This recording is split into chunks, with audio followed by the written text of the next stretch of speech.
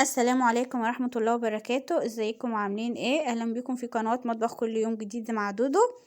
النهاردة كده بعد غلاء الاسعار اللي احنا شايفينها دي، وغير كمان كده ان جودة الحاجات بتاع برا مش زي طبعا اللي بنعملها في البيت.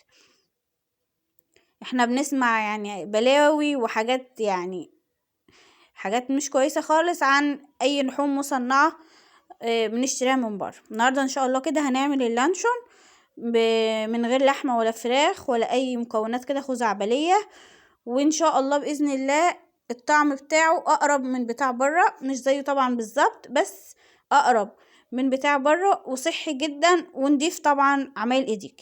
النهارده كده ابدا في المكونات. كده حطيت كده في الشفشق بتاع الخلاط، شفشق الخلاط او الكبه، اي حاجه عندك، بس الشفشق هو يبقى كويس جدا. حطيت 5 بيضات، وحطيت 5 قطع جبنة مثلثات، اي نوع جبنة انت حباها، مش لازم يعني انا حطيت اي نوع، والله انا استخدمت ارخص نوع يعني في الجبنة المثلثات، ما جبتش حاجة غالية قوي لان انا عايزة اقتصادية الى حد ما.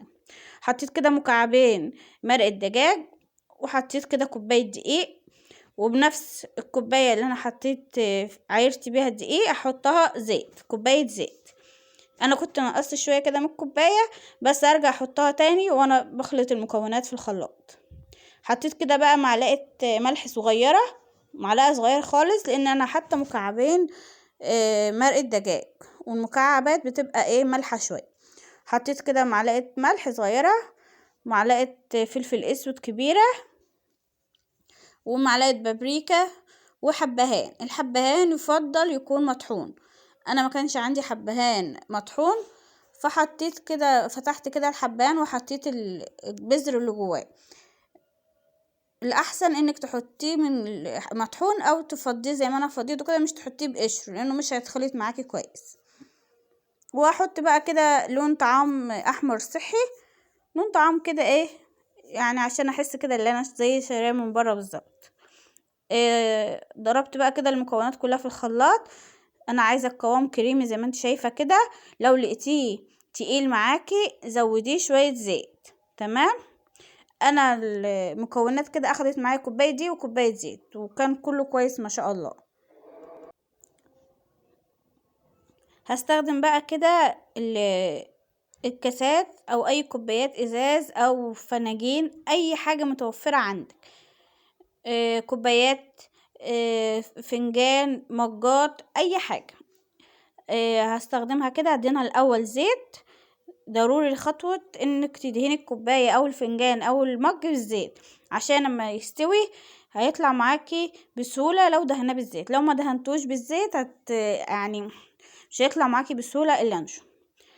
وحاولي كده وانت بتفضي كده اللانشون في الكوبايات ما تمليش الكوباية على الاخر، يعني نص كده الكوباية، لان اللانشون بيزيد حجمه وبيتضاعف، فتدي مساحة كده للانشون ان هو يلاقي مكان كده يستوي ويتمدد كده في الكوباية او الكاسة. هجيب بقى كده السريتش راب اللي هو السريتش الغذائي، واغلف بقى كده الكوبايات كده كويس من فوق، عشان يعني احبك كده البخار عليها وما يدخلهاش اي نقطة مية، لان انا مش عايزة اي مية تدخل للمكونات او اللانشون اللي في الكوباية ده. فهغطيه كده بالستريتش الغذائي.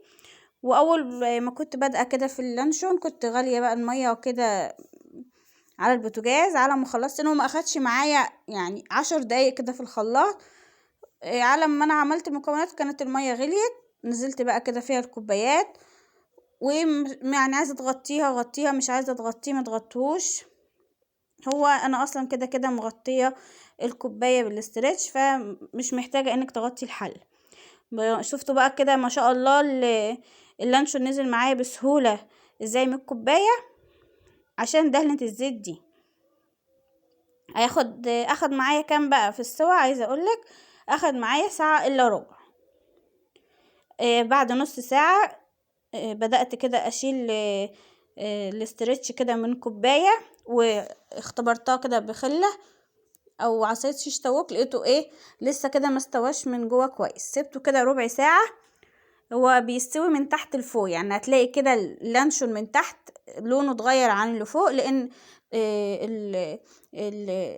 الجزء اللي فوق من الكوباية ده بيستوي في الاخر، لان احنا حاطين المية، حاطينها نص الحلة، المية واصلة لنص الكاس او الكوباية، فطبعا اللي بيستوي من تحت، فتستني عليه براحته خالص، ممكن يقعد معاكي من ساعة لربع لساعة، ما تستعجليش عليه عشان يطلع مستوي معاكي كويس. هو اخد معايا ساعة الا ربع، اختبرته كده بالخلة لقيته الحمد لله ما شاء الله استوى. لو حسيتي ان المية قلت في الحلة وهي بتغلي، حاولي تزودي مية سخنة في الحلة. انا عايزة الحلة توصل، المية توصل لنص الكوباية. ويا رب كده يكون فيديو